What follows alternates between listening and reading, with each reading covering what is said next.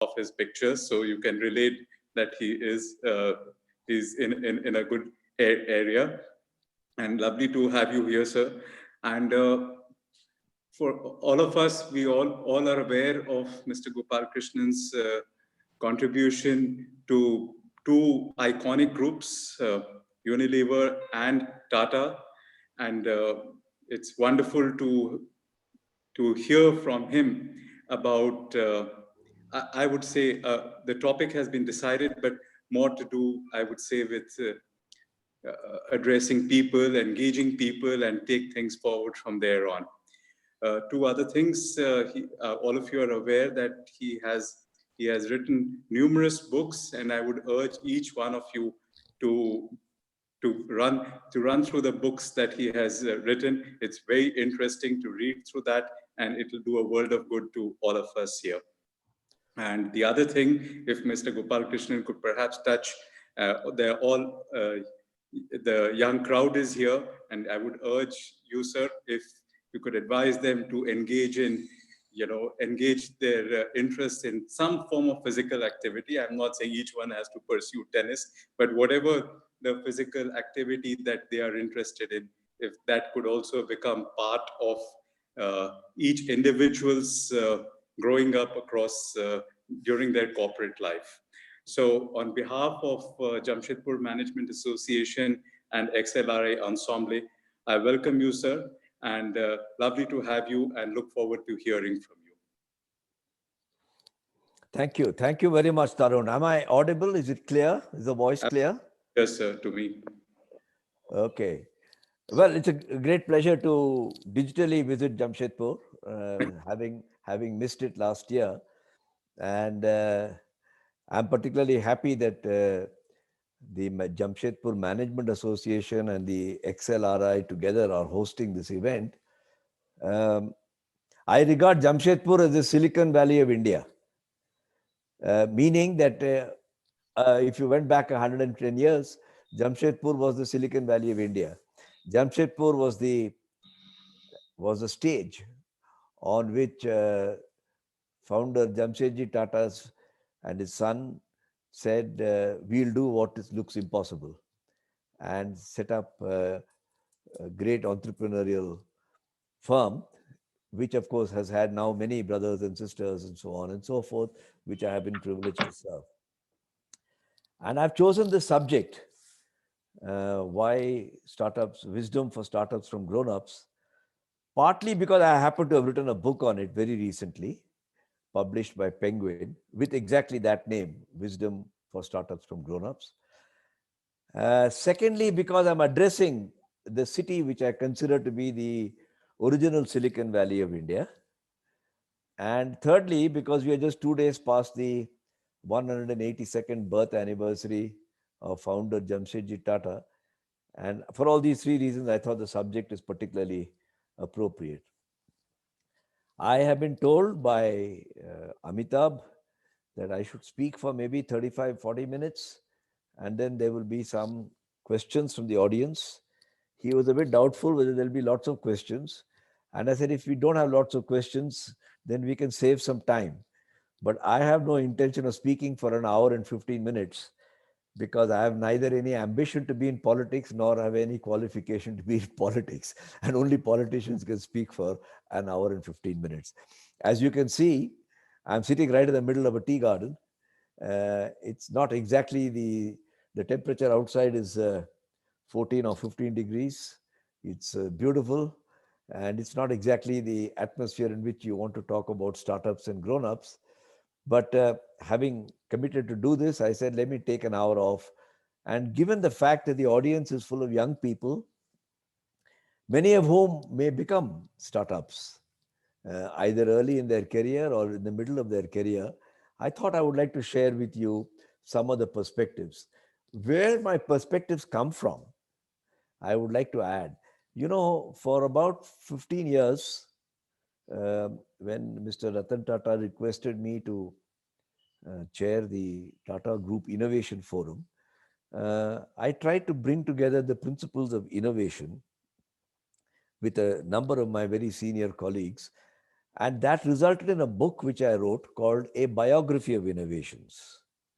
And that too was published by Penguin perhaps 3-4 years ago. And the second book I shall be referring to occasionally in this talk is the one that I've just published in Penguin, which is called The Wisdom for Startups from Grown-ups. And these two are twins. They're two sides of the same coin, because I tend to not make a pedantic definition of innovation and entrepreneurship. I regard innovation and entrepreneurship as two sides of the same coin. Uh, and the redeeming feature of innovation is that while much literature and many books present the act of innovation through a process oriented diagram, stage 1, stage 2, stage 3, stage 4, and then they give you decision matrices for each stage to move it forward. You get the funnel, you get software to support it. You almost get the feeling that innovation is a process oriented uh, event like quality control, which you can map and study. It is not entirely untrue, but it's not entirely true either. And I have found that innovation and entrepreneurship more resemble the biological process of producing a child and raising a child to adulthood than to the physics process of going through stage gates. And I thought this is, I wouldn't say it's a unique or distinctive and nobody in the world has thought of this idea. That would be a bit arrogant and over the top. But I did feel that very few writers on innovation and practitioners of innovation think of it as a biological process. Now, the key redeeming feature of a biological process is that it is not entirely repeatable. You do the same thing again and you may get a different answer. Whereas the key redeeming feature of a physics process is that you do the same thing again and again and you get exactly the same result. So if you have 3 children in a family, and many of us have families from which we come, uh, all 3 children are not raised the same way by the parents. They adapt themselves to each one. Not all of them with the same inputs come out the same. They come out differently. And this is what I mean by saying biological process. And that's the essence of what I have covered in my first book, which I referred to, A Biography of Innovations, which was published by Penguin in 2017. If anybody has been made curious about these two books, I'm sure Jamshedpur Management Association can give you the references. There is a supplier in Pune who sends it free of charge everywhere in India. Uh, while I finished thinking about innovation, as I said, I use it as a bit of a surrogate for innovation and entrepreneurship, though they are not identical, to be fair. I got into this thing about what can startups learn from grown-ups, and I met a number of young people because now after my completing my tenure with the Tatas, I do advise some startups, and I've had some startup experience within the womb of a large grown-up company during my career. And I found that many startups ask whom I mentor, ask questions which are no different from the questions that startups ask when they are uh, within the womb of a large company. So, yet when startup people get together, they say we are very different and there's nothing much to learn from the grown-ups. We are into market share and valuations, winner takes all. And the old fuddy-duddy companies don't even think that way. And therefore it struck me, and I am a co-author for this book, who happens to be my brother, but his experience is what made him a co-author. He has worked for large companies in the first part of his career, maybe 10 years. And then he has been personally a startup entrepreneur twice over, and now he's an angel investor. So we had sort of matching experience, strategically fitting experiences. And I said, why can't we put our heads together? Mind you, we had lots of arguments between us, but that's all right. Professionally, you can have arguments and differences of opinion. And we put together this book called wisdom for startups from grown-ups. So this is the background and the material from which I'm speaking. Now, when I use the word startup, I just want to clarify, I'm including a very broad range of companies. I don't mean only technology startups, which everybody thinks of as startups. I think of anything which is a new activity.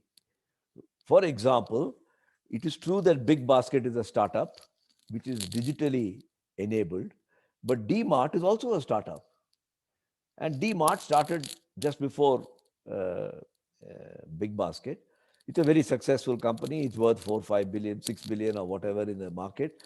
So physical startups, if you set up a new manufacturing unit for something, that's also a startup. If you set up a new trading company, that's also a startup.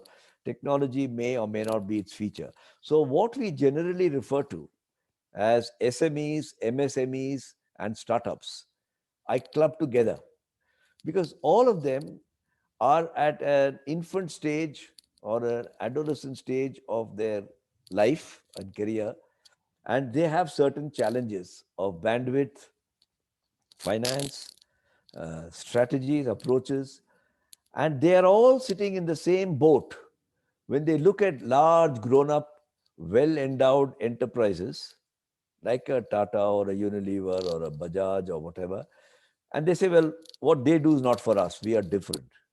And I really have come to the conclusion that while everything that Tatas or Bajaj may do is not for startups, defined in the way that I have just described, there are many things that they do which are very, very important for startups. And it's not good to throw away the baby with the bathwater. Look, India has today, as estimated from the data, 63 million startups and MSMEs. 63 million. I mean, that's an astounding number. We are the third largest startup country in the world. We have 63 million startups and MSMEs. You know how much employment startups and MSMEs do? 360 million people. I mean, that's stunning. By the way, this includes fields like farming and agriculture, where also there are people who set up a little tractor hire, they've set up some crop protection, some distributorship, some manufacturing of seeds, and so on and so forth. And 65% of the workers, people who are classified as workers in this country, are not sitting and working in IBM, TCS, and Tata Steel. They're working in the MSME startup sector. And I think the first thing I would like to say is that the startup sector and the MSME sector must have that sense of not arrogance, but humble importance to the work that they are doing. It is very, very important. The second thing I would like to emphasize, why I've focused on startups and MSMEs as a cluster, is that they have a lot more to deliver to this country. They are not a gone case. They are not unwanted. They are desperately wanted. India needs, if we are to go become a $5 trillion economy or any other such great ambition, it will be driven by the startups and MSME sectors. But they have to think very differently. They have to be proud of what they are doing in a humble way, and they have to change and reflect on two major strategies, which I shall be talking about in a little while. The first is their strategy about governance, and the second is their strategy about life. And I'm going to cover governance and life in some sequence as we go along. But I wanted to emphasize in my introductory comments and urge startups and MSMEs and young people to think of startups, because yesterday's startups are today's grown-ups. Tata Steel is an example, because you're sitting in that city. I mentioned Tata Steel, but there are hundreds of examples. Unilever was a startup 120 years ago. And your grandfather was a baby someday, and it's so cute to look at your grandfather's picture when he was 1 year old, if such a picture exists. But the fact of the matter is, you will also be a grandfather or a grandmother someday, and people will say Dada and Dadi to you. So this is a circle of life, and there's a lot of similarity between startups becoming large companies and human life being born and being raised and becoming a responsible citizen of the country. So there are two vital aspects I am wanting to emphasize today for startups and MSMEs, and which are all derived, the stuff I'm telling you is derived from both these books that I've alluded to. One is about expectations of long life, Ayushman Bhava. And the second one is about governance. The equivalent of these words is when any grandmother or auntie or uncle meets her niece or grandchild, she will always say, Jeete raho bache. I mean, it doesn't matter whether you go to Kanyakumari or to Kashmir. In some form, the previous generation always wishes well by saying Jeete raho, long life. And a startup is not different. A founder should be saying Jeete raho. Even after me, you should continue. Because if the company dies with the founder or gets into controversy, then you have not created a great startup.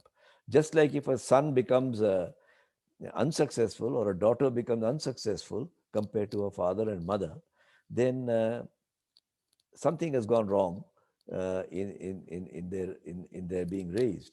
So Ayushman Bhava, long life, is a very important part of what startups should think about. And the second I would like to is, in company terms, we say governance. In family terms, we mean values. Now, values, ethics, purpose, why you're running this company, are the equivalent of governance in companies. There is very great similarity. In neither case, either wishing long life for the company or in terms of values and governance, would a parent say, अभी के लिए झूठ बोलो, बाद में इसको संभाल लेंगे. It's okay to, it doesn't matter. The equivalent of that in startups and MSMEs is, let's not deposit the provident fund money now.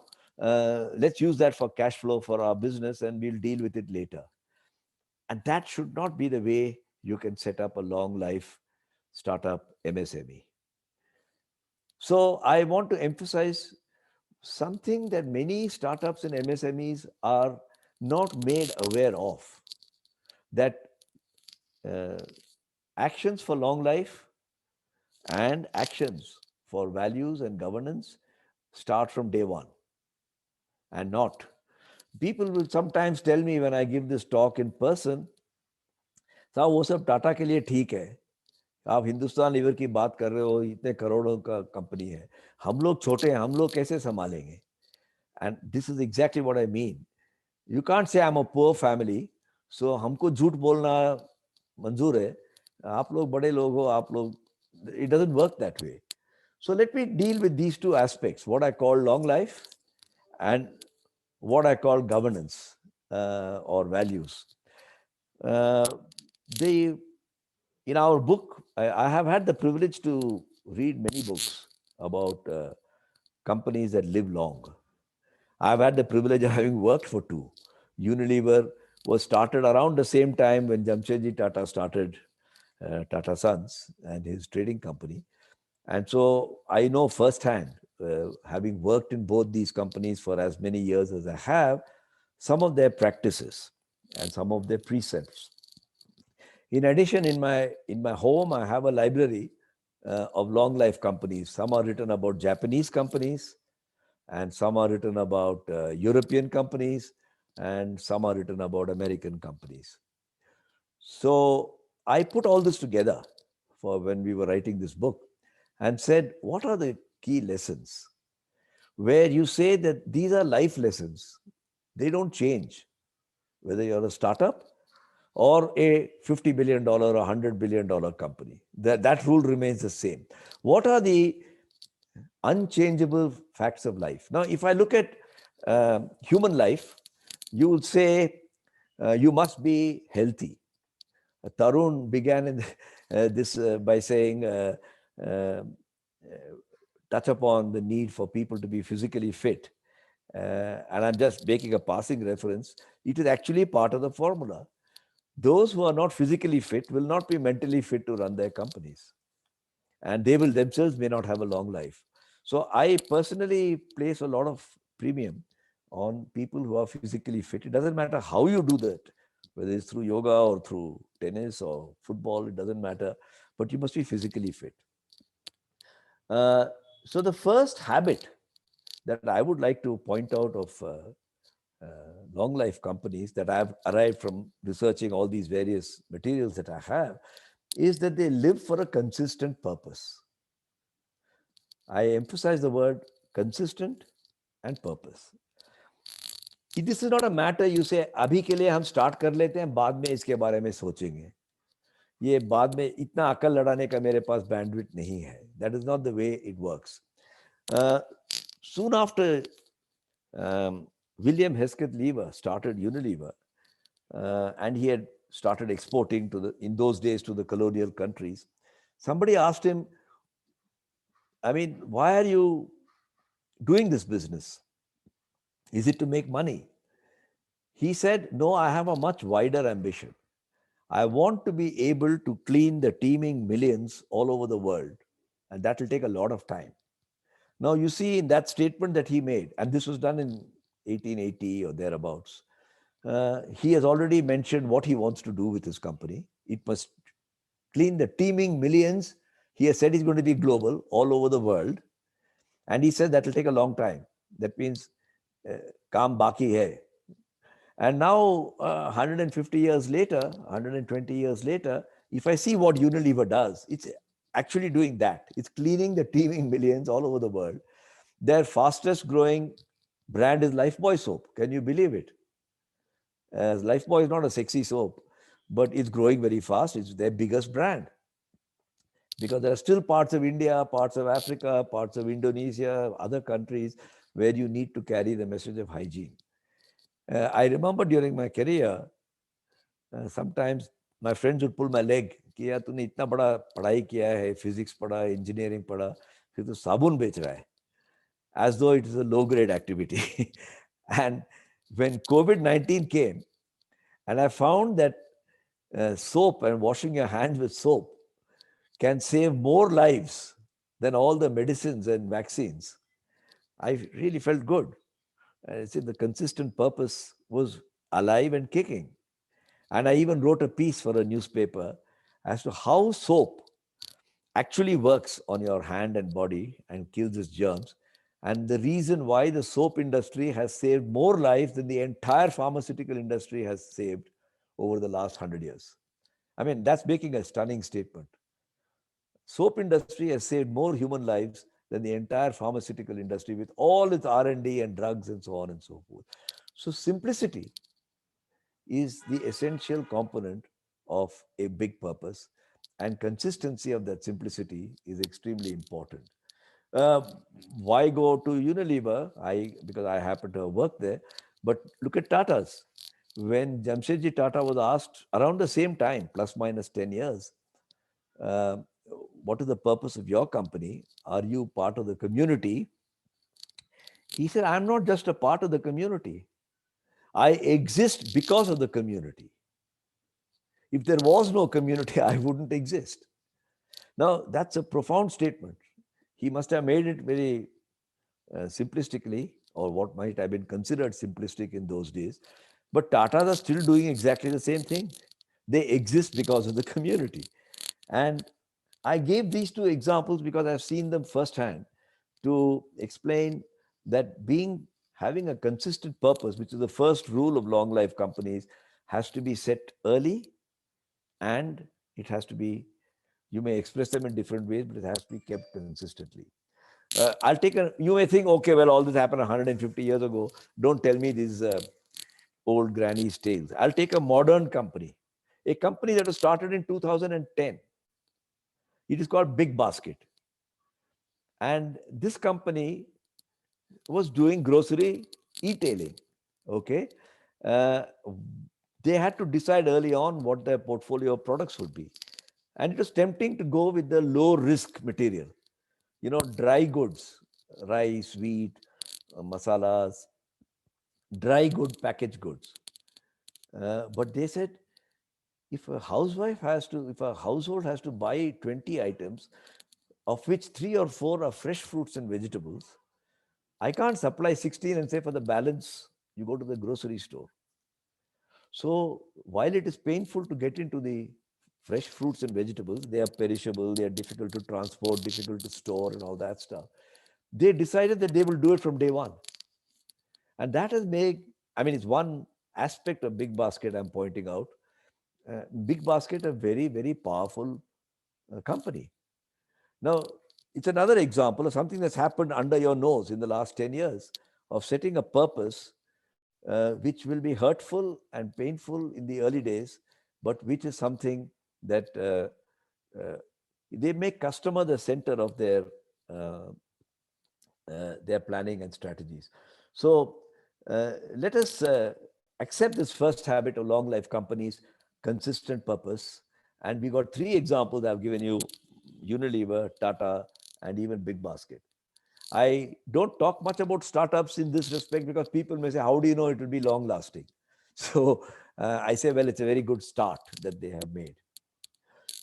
The second habit of Dirghayush companies, long life companies, is that they develop a very adaptive and tolerant ecosystem. Their internal processes and so on are very adaptive and tolerant. And while they look big, bulky, and some of them are big and bulky, the successful ones, which live long, are extremely flexible about how they have organized themselves.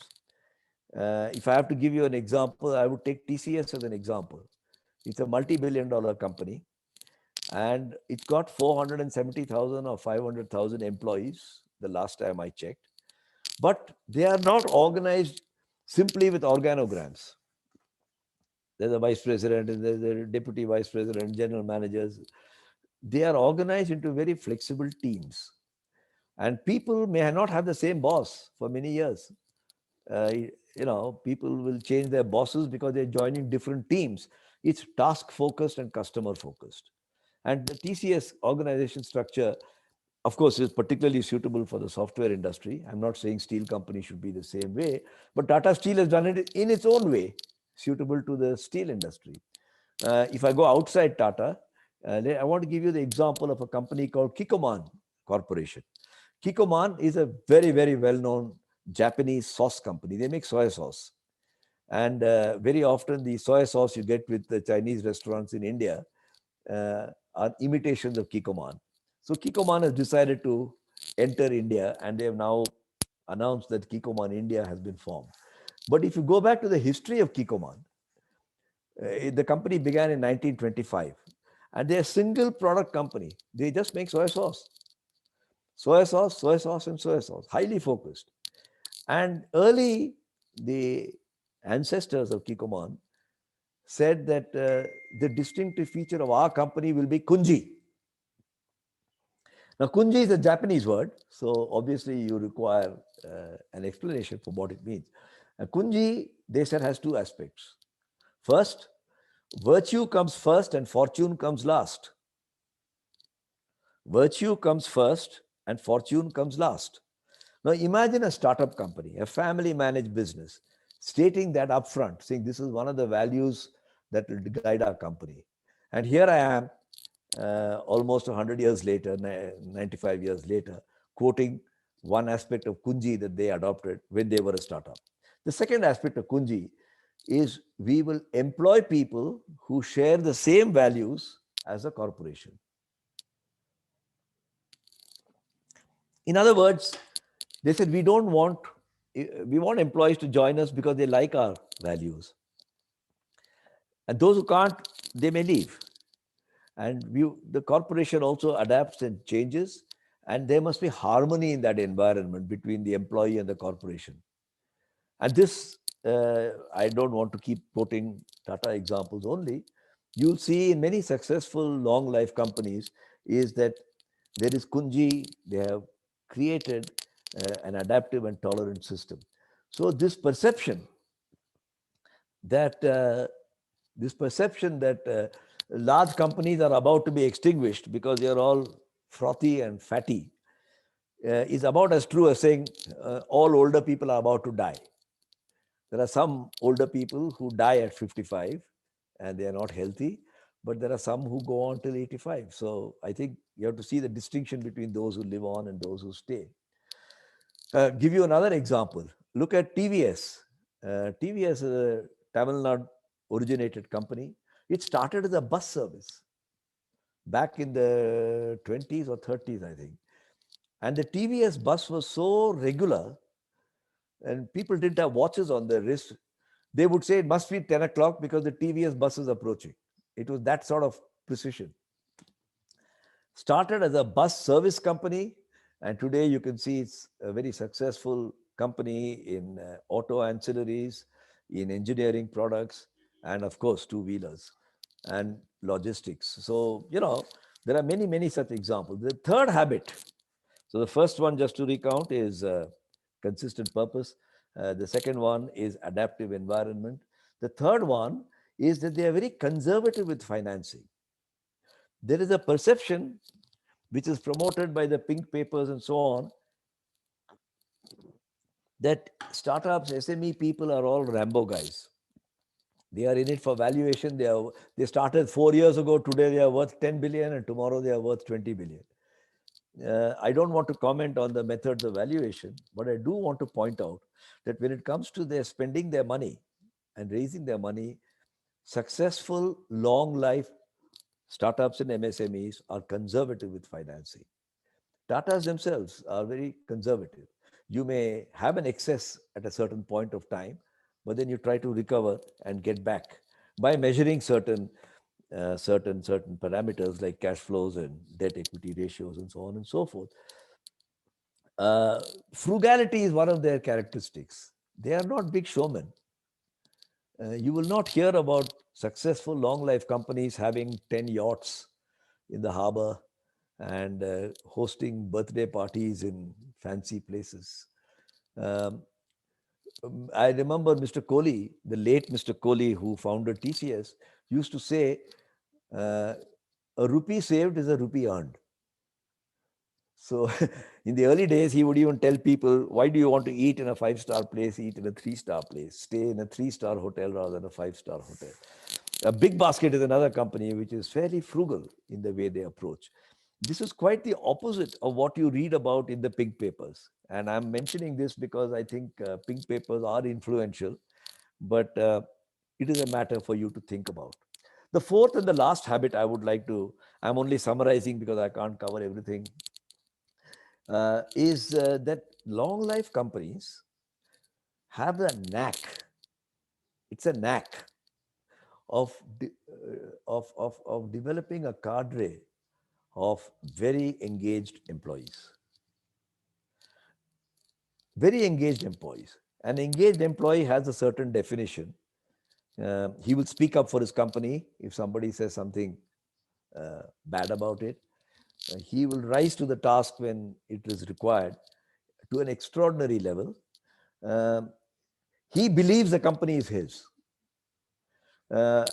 Telling people in Jamshedpur this, Tata Steel is a very good example of this, where for some, there are many outside Tata Steel who say it's a fuddy-duddy company, but that doesn't change the fact that Tata Steel is very good at creating hugely engaged employees. So is TCS in the software industry. The greatest example, the most dramatic example, I don't know if it's the greatest example, is look what happened to the Taj Hotel when the terror struck in 2008. The stories of simple girls, they could be your daughters or your sisters, 26, 27-year-old people who stayed with their task and discharged their duty because the customers were under peril, have been written about. And the engagement of the Taj employees has actually become a Harvard Business School case study, and rightly so. So look what happened with Air India. When the Kuwait, when they airlifted hundreds of people from Kuwait during the Gulf War. So these are all great examples of engaged companies. Rather than get into a pedantic definition of what's an engaged company, I'm trying to illustrate to you acts of engagement. So those are the 4 habits that I would like to conclude the long life part with, and move to the second part of what I wanted to talk about, which is about governance.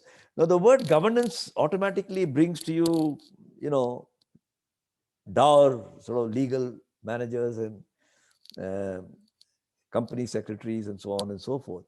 That's not what governance is all about. That's the manifestation. Governance is about ensuring that your company can live long by practicing virtue. What Kikoman said in their Kunji. And to live long by practicing virtue, you have to do certain things. And corporate governance, as we talk about it today, is the process. So quality control is not about following ABC process only, but by following ABC process, you can give Six Sigma quality to your customer. So that's the way to look at governance. Very often, startups and MSMEs get locked up into founder family disputes. Uh, they are trying to sort out intergenerational differences of opinion, which are all real, by the way. I'm not scoffing at it. Don't get me wrong. Um, and somehow they feel that we have to solve these immediate problems. Having governance, and governance doesn't mean having a board and independent directors. That's not the only definition of governance. But having a forum where you can talk frankly and freely and try to, if not resolve, at least appreciate each other's differences of opinion, is a very important thing.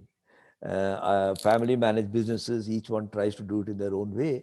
But when they get locked up, or partners, founders, you look at Indigo, the airline.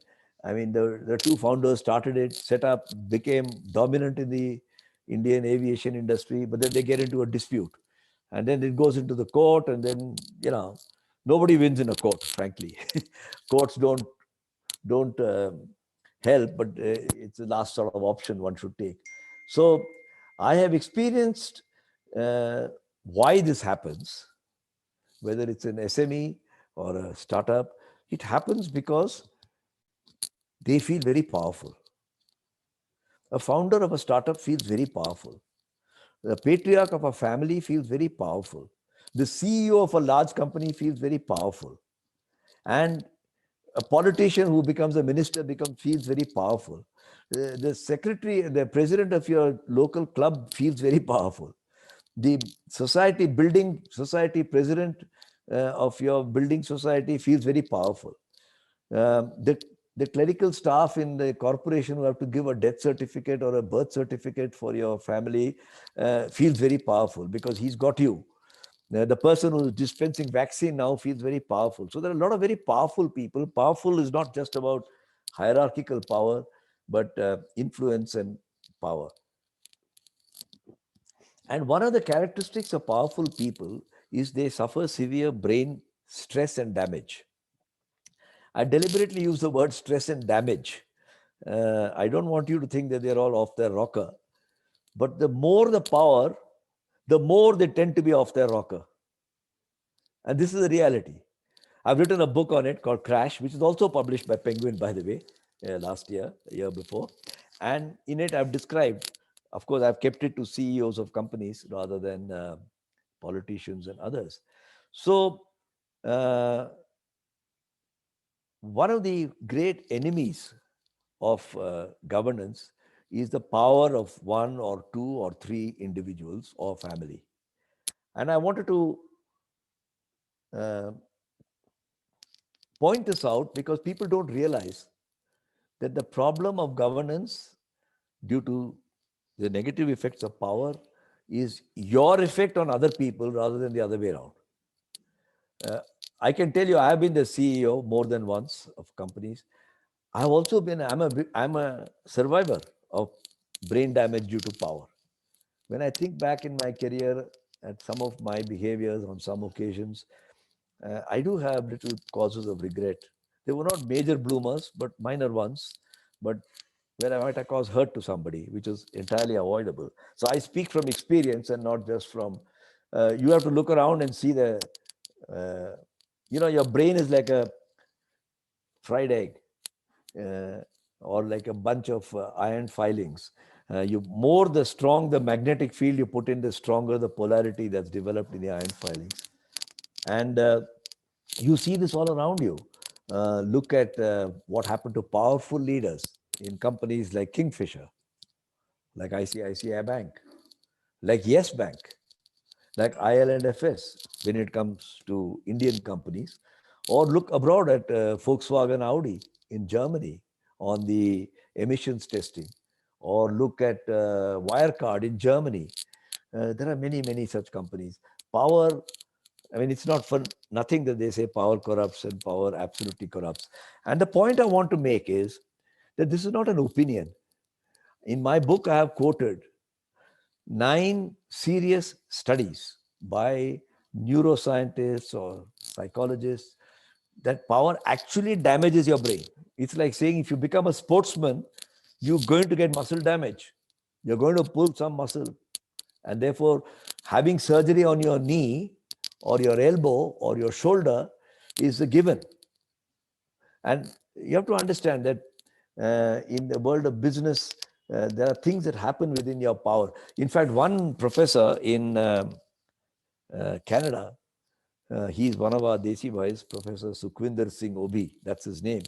He has actually got a transcranial magnetic resonator, TCMR, and you can put the whole leader into that, and it will measure his brain waves to show you what kind of brain damage has happened.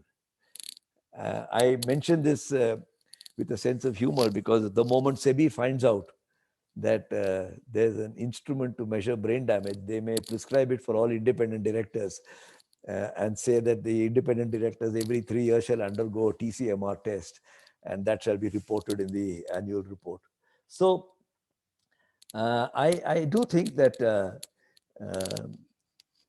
governance is something that you set in place very early and not late. It's 5 minutes to 12, 10 minutes to 12, and I think I should not go on talking. If I'm referring to 3 or 4 books, you can imagine that I can go on talking forever. But I would hope that there are some comments or questions. I'd be very happy to take them if somebody has curated them and can present them to me. I put this back to you, Tarun or Divya, Sony or whoever. Please take charge. And if there are any questions, I'll answer them. Otherwise, go and have a cup of tea. So we are getting a lot of questions. So first of all, I'll be inviting Manav Hirani. We have a question for you. Manav? Yes, sir. Hello, sir. So I have a question. So most of the startups in recent times are focused on IT and technology and convenience. But there are less and less startups going on for a social cause. Uh, what are your views about that? And should we start shifting focus towards the social sector? I would question your assumption. I think more and more IT and technology startups are being written about in the newspaper. But I have no evidence to believe that they represent the largest number of startups.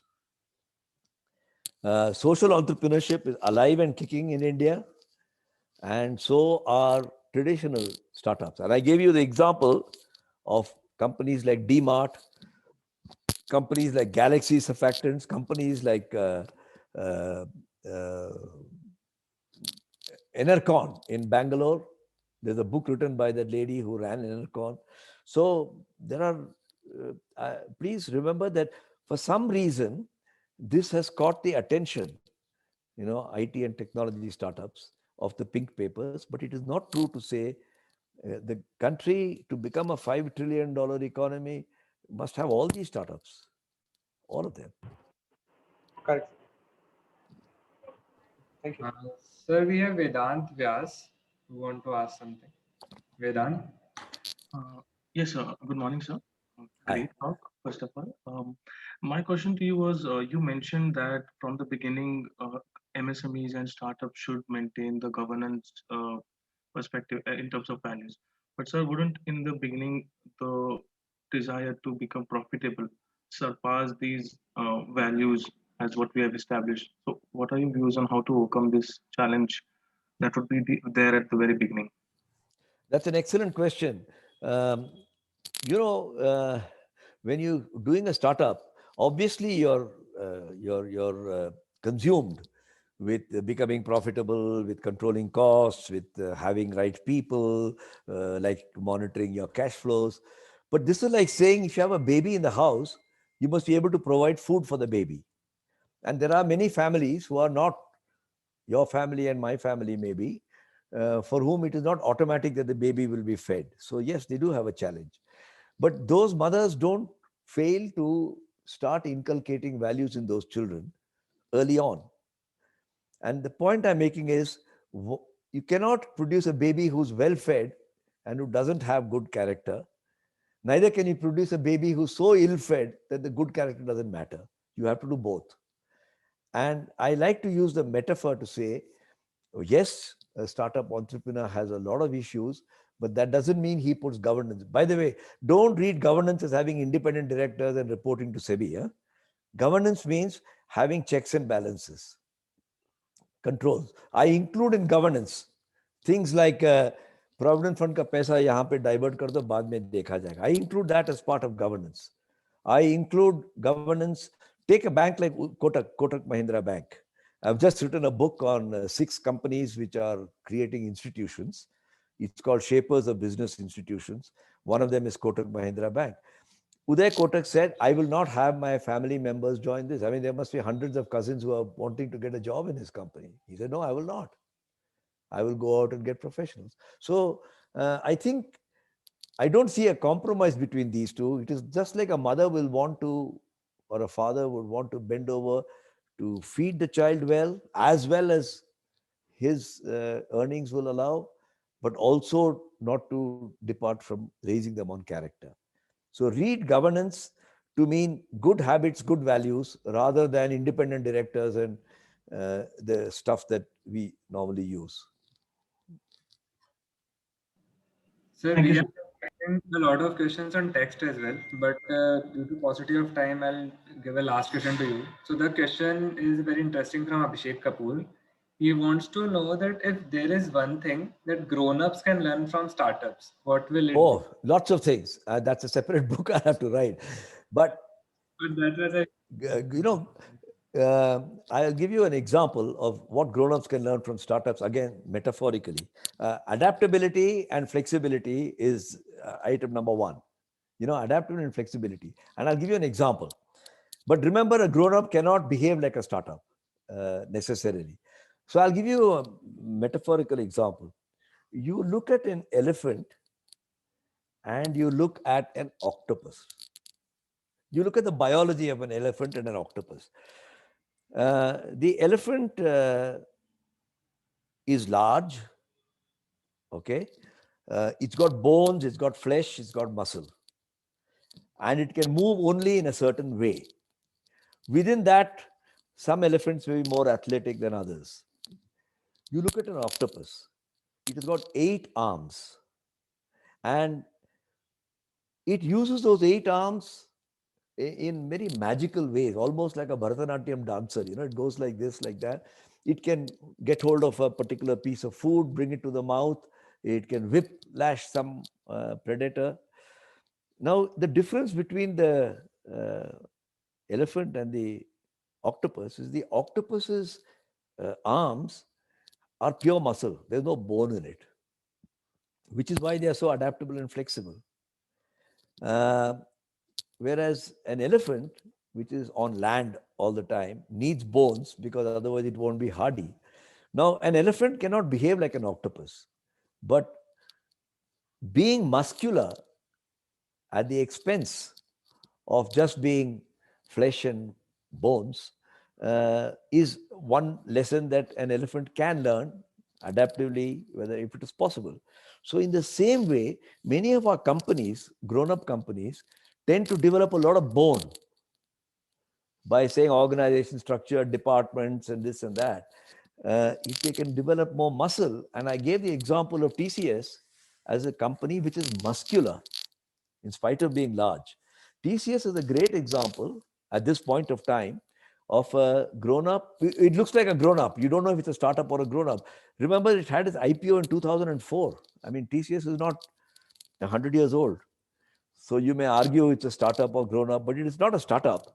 It's a well-developed adult now, but it has developed agility, which it has learned from startups as part of its DNA, which many of the older companies are struggling to do.